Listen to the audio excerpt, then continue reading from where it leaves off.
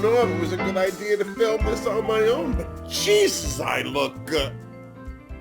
Oh, hey, dolls, it's me, Will the Fingerdo, with the Fingerdo review of the Season 15 Meet the Queens. My first impressions of them. Brave new group of queens. Seriously, putting themselves out there for judgment and scrutiny. And I'm not just talking about the judges panel, I'm so serious. But before we get started, I have some tipperdoos to thank. First off, thanks to Dixie Ray, who used the YouTube Thanks tab for her tipperdoo. I love you, Dix. You're a doll. Thanks also to Odd Jetvik. You have yourself a happy new year too, Odd. Seriously. Also, thanks to Miranda Kirkness, who is having some much-needed surgery this holiday season. You're in my prayers and in my heart, Miranda. And give my Zachary a big squish, because he's in there too. Seriously. Thanks also to the fabulous Robert Robinson for his generous tipperdoo, and to Sean Smith for his as well. And as always, thanks to my tipperdoo boyfriend, Vito. I truly hope Santa is as good to all of you as you've been to me. Seriously. I also have some Redbubble models to ooh and ah over. First off, this is Justin showing off his Lar de Souza Sugar Wilma hoodie. You're looking gorgeous, Justin, I'm just going to tell you. And I think this is my first Redbubble model 2-for-1 pick. These big sexies are David and Kevin in their holiday tees from the Denise Cherneau collection. Looking fabulous, boys. If you'd like to get yourself some Wilma merch or support my channel with a tipperdoo, the links are down below. Shut it.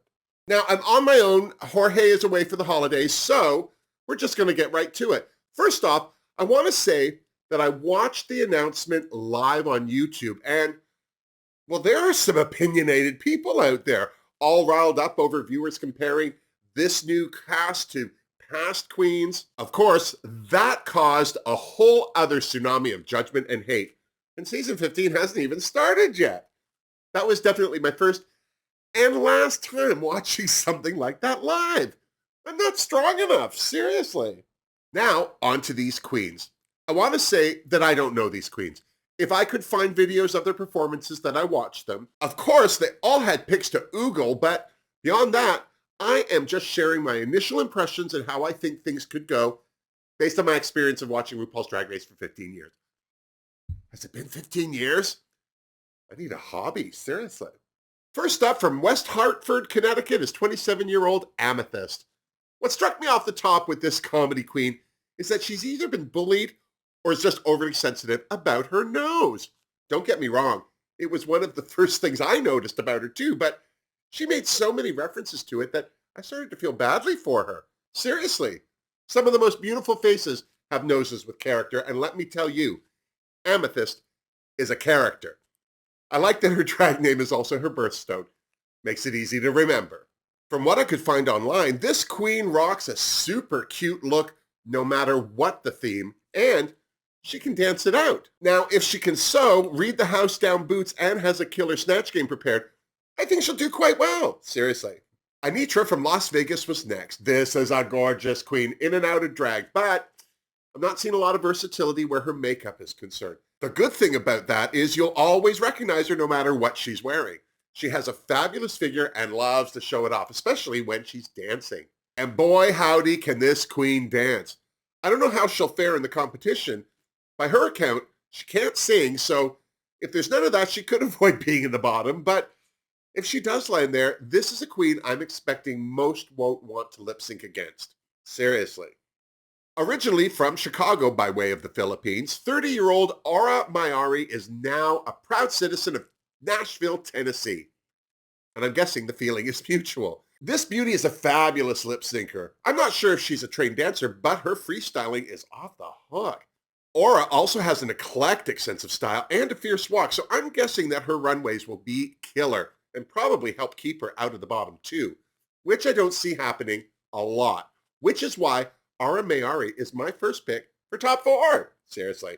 Irene Dubois says she's 17, but I'm guessing she's closer to 30 because, well, she looks like hell for 17. Bosco is her drag sister, which is interesting on paper, but only time will tell us if talent is a family trait. Irene is the queen of eclectic looks, but she can also throw down some high glamour, so I'm expecting her runway game to be strong. From what I can see online, she's a solid performer and a fair dancer. Irene also seems to have a great sense of humor and is a self-professed competitor, so that may help her in the challenges. I can see her making top 4 if she tries hard enough, but it'll just be down to what the other queens bring to the racetrack. Seriously. Next up is Jax. This 25-year-old is an Astoria Queens queen via Connecticut. Being a competitive cheerleader has to help her dance game. It's definitely going to give her an edge when the going gets tough, I'm so serious. I just can't believe Jax is only 5'3". I'm over a foot taller than this pocket rocket. Seriously. You know what they say, good things come in little packages. And speaking of her packaging, Jax favors a look built around leotard, so I'm hoping she mixes it up for that runway. And although her dancing skills should help her avoid elimination if she lands in the bottom, I don't see this queen making it to top 4. Sorry about it. Just saying. Construction worker by day, drag queen by night. I'm already loving Lucy DeLuca, who hails from Ansonia, Connecticut. Lucy is a very polished and eclectic queen, and even though her lip sync game is tight, she has a beautiful singing voice. She also has a lot of celebrity looks on her Instagram, and coupled with her fun sense of humor, she'll be one to watch where Snatch Game is concerned. I'm so serious. All of this combined make her my second pick for top 4.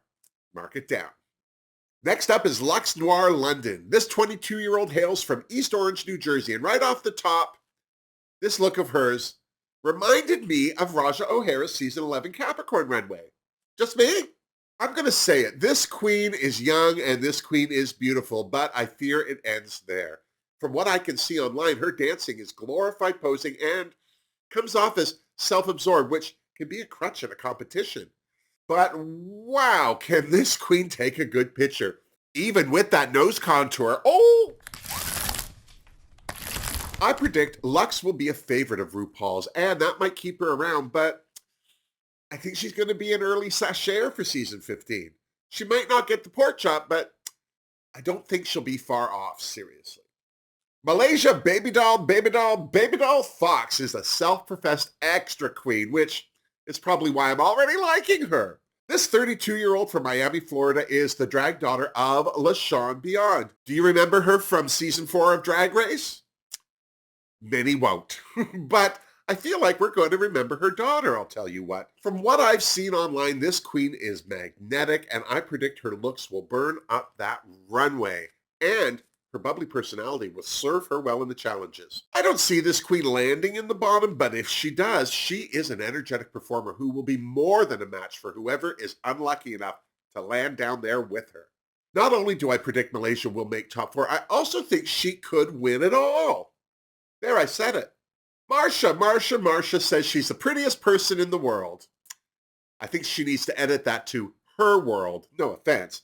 Now, I'm not saying this 25-year-old from New York isn't pretty, but the prettiest? What's more impressive about this queen is that she's a Broadway dancer. So the only thing that could trip her up is an acting or comedy challenge. From what I can see of her online, Marsha is a solid queen, but so are a lot of people. So while I'm not expecting her to make top 4, there's a big part of me that hopes she proves me wrong. Hell, at least she can sew. You know, that always gets extra points for me. I'm so serious. Next, we have Mistress Isabel Brooks from Houston, Texas, and she had me at that hair. I love an old school over-the-top look. What I love about this queen is that she lets the look speak for itself. Otherwise, she's calm, cool, and collected. And it's those calm, cool, and collected queens you have to look out for. From what I can see online, this queen can perform the house down boots and knows how to entertain a crowd. And her looks are amazing. If she brings even a smidge of what I've seen so far, those other queens are going to be scared of her. I definitely think this queen will be underestimated, which could help her make top 4. We'll just have to see. Next up from San Francisco, we have Princess Poppy. This queen says she's good on a mic, loves stand-up, and reading a queen for filth. From what I saw online, this queen won't be reinventing the wheels where lip syncing is concerned. So if this beauty lands in the bottom 2, I fear she'll be easily outperformed by whoever lands there with her. Unless it's Jax. Oh, God! Robin Fierce certainly is. This 27-year-old is from Hartford, Connecticut. Connecticut? Again? It's 3 queens from Connecticut, not counting Jax, who was born there, but moved. Not only is Robin Fierce gorgeous, but from what I saw online, she knows how to throw down on stage. Seriously, I predict her to be the season 15 lip sync assassin. Well, that's if she even lands in the bottom two. That said, if she's as fierce in the acting and comedy challenges as she seems to be everywhere else, this queen should have no problem waltzing into the top 4. Seriously. I will say, I think the other queens will underestimate Robin because she is so understated. She is proof that you do not need to yell to be noticed. I said you don't need to yell to be noticed! Speaking of yelling, I have to say I was a bit surprised that Selena Estidis was 32. No offense, but she acts a lot younger than that. Time will tell, but if Selena's like that all the time, she's going to get right on everyone's tits. No offense. I'm making Selena my wild card for the season. If she can harness her energy and focus, I predict she'll be a force of nature in the lip syncs. And from what I can see online, she's a bold beauty, so she should be able to burn up the runway. It's just going to boil down to how she does in the challenges, but she'll either get sent home first or win it all. Seriously. The talk of season 15 is that Sasha Colby is competing. This Hawaiian native is already a legendary queen. She's the drag mother of the one and only Carrie Colby. Sasha is also a trans woman and is a former Miss Continental winner, so, well, she's familiar with a little competition, and her mere presence should cause more than a couple of the queens to shake in their stilettos. That said, there's no guarantee that she'll do well in the challenges, and what with there being more than a couple fierce lip syncers in the cast, if she does land in the bottom, I can see someone sending her home if she rests too much on her status as an icon. All I can say is time will tell if she has what it takes to make it to the top 4, seriously.